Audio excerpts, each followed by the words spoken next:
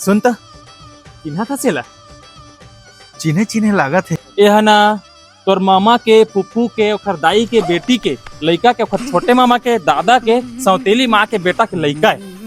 चिन डारिस ना? हाँ चिंडर तो चल पापर तोर काका लाग हुई से है। 16-17 साल के दिखत गौला का पापर होगा। अरे पद में भले छोटे है लेकिन रिश्ता में बड़े है। चल चल पापर तो काका के पापर में पड़ेगा। हाँ चल पर। भाई यहाँ पे क्या हो रहा है? भाई यहाँ पे क्या हो रहा है भाई? ये कहाँ फंस गया भाई मैं? पापर डारे ना? हाँ पड़ डरे।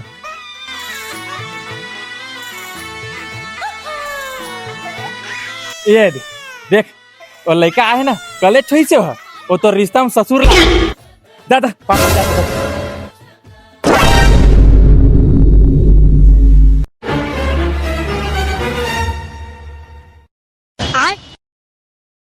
ये क्या है?